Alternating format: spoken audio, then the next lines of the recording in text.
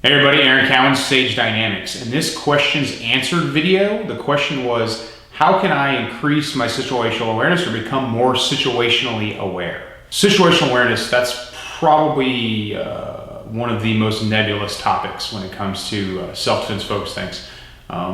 It's one of those topics that's more academically driven because there isn't really a product focus that goes along with it like we have with other things, such as pretty much everything to do with actually shooting the gun. There's some kind of product niche that goes along with it. If you want to become more accurate, there's products and there's targets and there's training aids and there's videos and there's all these other things.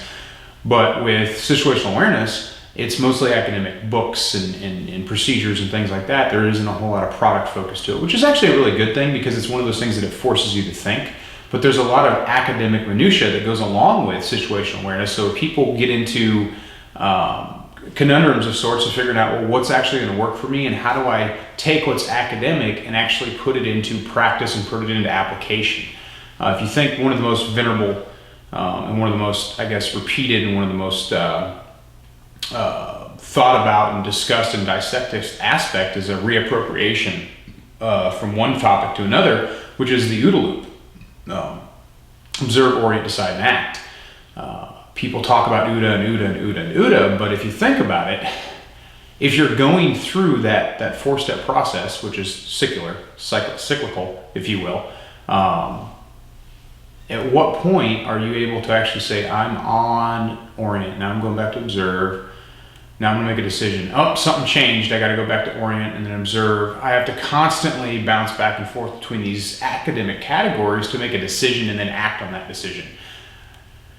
The problem with that is, like I said, it's academic. So when it comes to building up your situational awareness, is that understanding of OODA actually going to help you?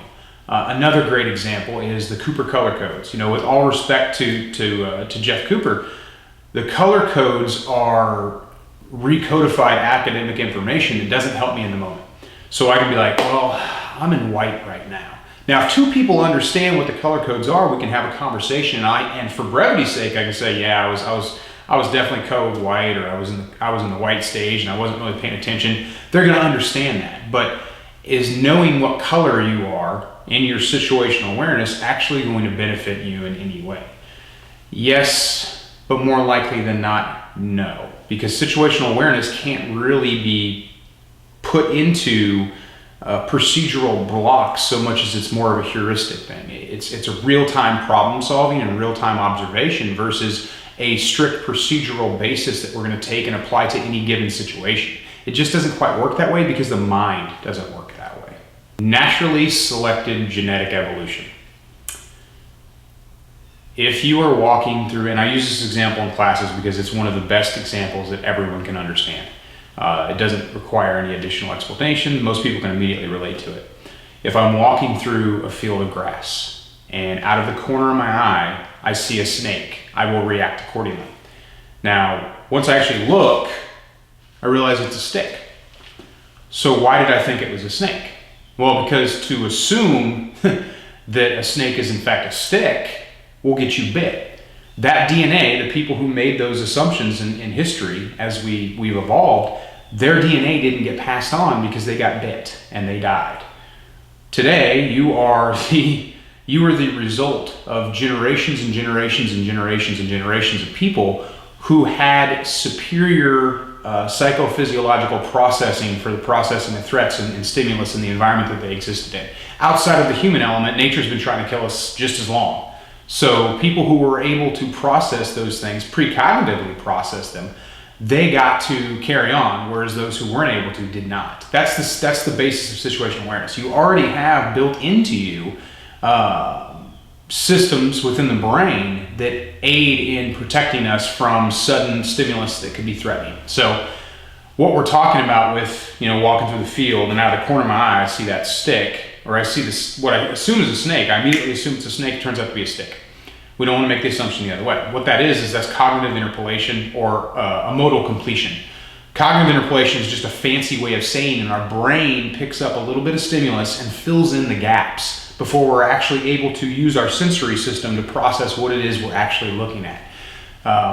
You see a coat rack out of the corner of your eye, or you wake up in the middle of the night and you look up and the curtains just happen to fall into a certain silhouette of what appears to be a person. That is cognitive interpolation. That is our brain saying, dude, bad, bad, bad, bad, bad, bad. And then we process. Now, why do we assume it's worst case scenario? Well, it's just like the snake. To assume it's benign when actually threatening is how we get hurt. To assume something is threatening and then it turns out to be benign, as long as we don't act on that and needlessly, draw our gun and shoot the coat rack, then there's no mistakes made. Our brain is giving us a head start before we're able to direct our attention to whatever it is that's bothering us in the first place. It's precognitive reaction. That is the basis of situational awareness. But the problem we have in today's world, and again, this isn't just unique to our generation or our current time period. Every single generation has had different distractions that presented them with their social settings. But we have cell phones and tablets and computers and radio and XM and all these other things that we are able to distract us from the world around us. Now, all things considered, the world is somewhat a safer place for those that live in first world countries, but real threats still exist. At what point do we start to process our situational awareness in a way that relates better to the world that we live in versus trying to have some kind of stoic methodology that's really going to maybe unduly affect our lives negatively? And what I mean by that is a heightened sense of awareness. If you want to go with your colored codes, it could be, code red. Constantly ready, constantly ready, constantly ready. How long do you think that you can maintain that level of heightened awareness? Think about driving a car. First time I drive somewhere, I usually remember the entire trip. I'm alert, I'm aware, I'm looking, I'm checking things out, I'm looking for streets. Even in the age of GPS, I still have to pay attention. I've never been to this place. GPS could be wrong. Or maybe I'm like, hey, this is new stuff, this is cool, I'm seeing all this stuff for the first time. Maybe it's a scenic drive. So I'm processing everything. My awareness is heightened. Now think about a place that you've driven to 100 times or for 10 years, 5 days a week, such as where you work. How much of the trip do you really remember? I mean, if you think about it, you've driven places before where you remember getting in the car and you remember getting out of the car when you got there, and you probably do not remember the entire trip in between. That is completely irresponsible. You shouldn't be operating a motor vehicle. But our brain has the ability to put us into cruise control because that's just how things work, neurologically speaking. It's not that we are complacent so much that's just the way that we're designed to function. Now, there's a lot of science that we can get bogged down into to why our brain does that. But we do have to work against that natural tendency to go into autopilot in order to be situationally aware. There are a couple different ways to do that, but teaching someone to be situationally aware is very situation specific. So what you're looking at now is Gatiano-Canisius triangle. It's a visual puzzle, if you will, but it's a really good descriptive demonstration of that cognitive interpolation. Even now, your brain is probably trying to fill in the blanks and make you see what actually isn't there. You're seeing a demonstration of your mind, not necessarily playing tricks on you, because that's not quite what's going on. It's just your brain has to make sense of the information it's receiving, and it's making you see something that isn't technically there, but you can't stop seeing it even with that knowledge. So that takes kind of the stick as a snake a little bit further, because even though you know the information is incorrect, you're still trying to process as if it is. Things that don't make sense stick out and will continue to stick out. And that's kind of where I'm going with using this as a demonstration. If we're processing our environment, if we're trying to be situationally aware, we need to pay attention to the things that don't fit for as long as they do not fit. Once they make sense, we move on. Someone's behavior in a parking lot. You got somebody pacing around, working around, moving between cars and everything like that. Initially, that might be something you draw the conclusion that, well, that's suspicious behavior. I'm going to watch this guy. And then you come to the realization he's just looking for his keys. You see him bend over, you see him pick up some keys. He's got like his little celebration movement. He moves on with his life. At that point, the information went from suspicious to benign, and now we move on with our lives. How do I maintain the awareness to even notice that guy in the first place? Well, that's going to be contextual. What am I doing in the parking lot? What is my goal? Where am I at? Why am I there? How long will I be there? When am I leaving? And what reasonable threats do I have to worry about? The average person going to the grocery store isn't going to be in a condition where they think they're going to get into a conflict. Would you agree with me on that? So, because if I knew there was a high probability of getting into a gunfight when I went to this grocery store, I probably wouldn't go there.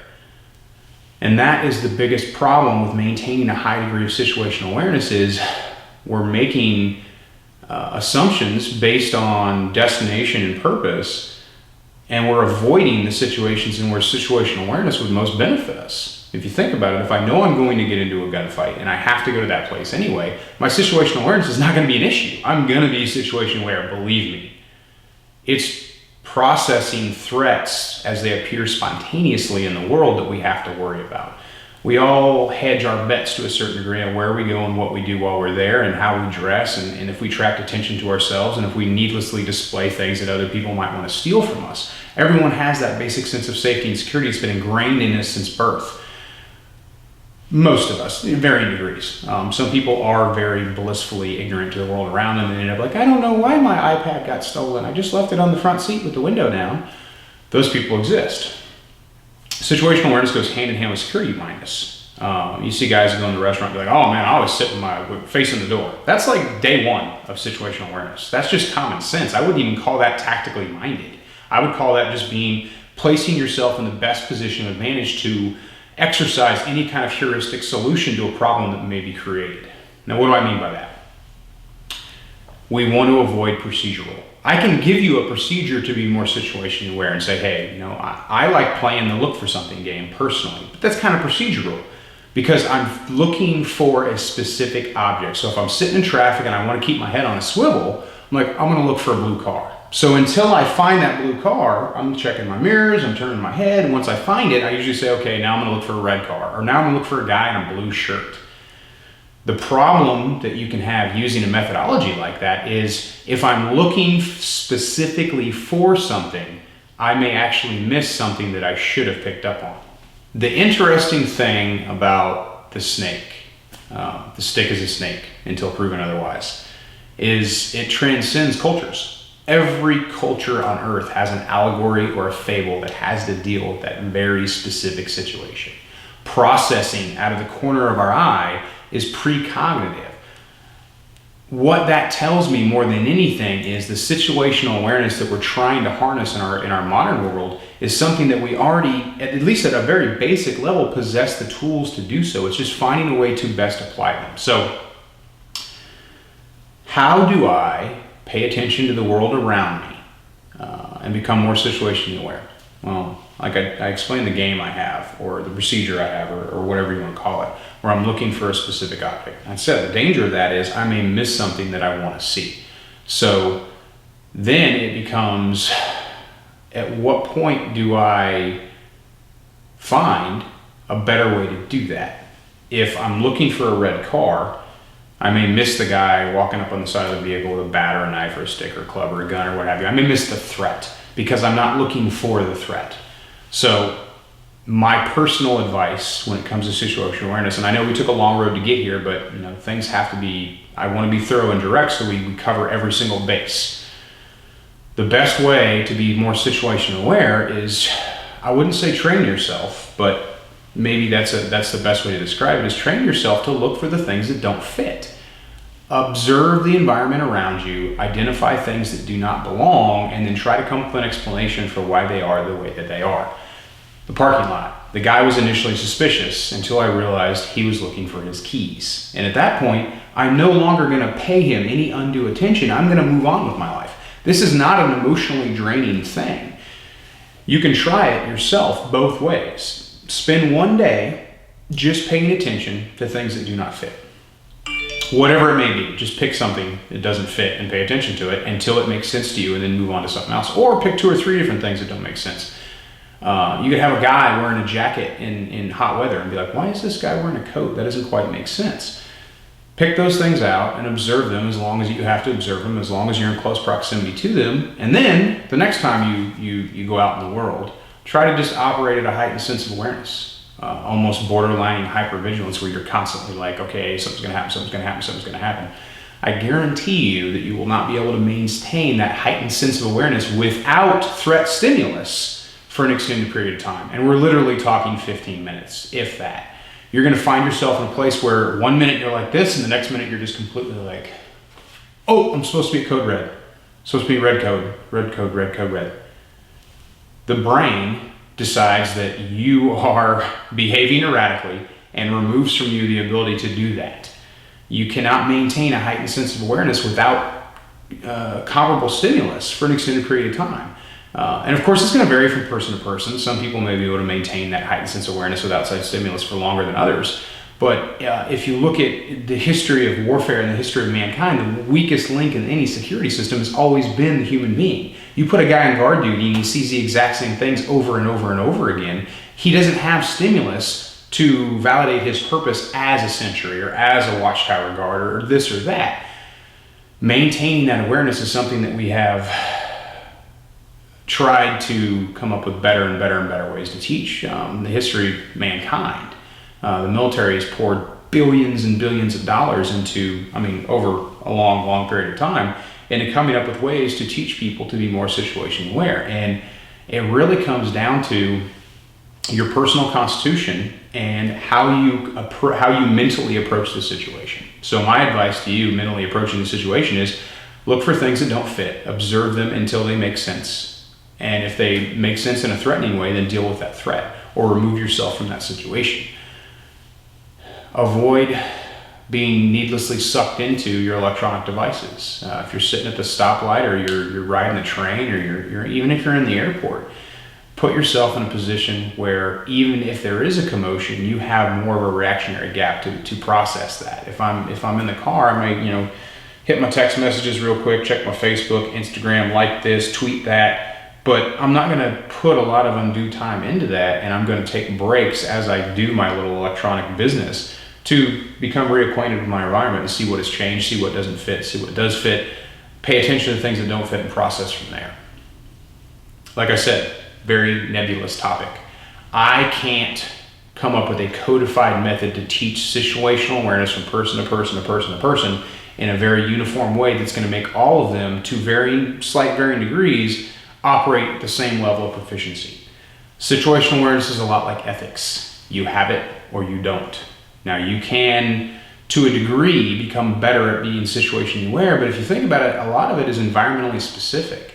I can train someone and train someone and train someone and train someone to be environmentally aware and situationally aware, but if they never have stimulus test that training, the knife's going to become dull really, really fast. So I hope that answers the question. Again, this is a very, very complex topic, but that's kind of the way that I have evolved to look at it. Is I'm looking for heuristics instead of procedures. I want to be able to come up with a real-time solution to the problem versus relying on a procedure to find the problem in the first place. Look for things that do not fit, process them until they do or don't, and go from there. I'm Eric Cowan with Sage Dynamics. Train accordingly.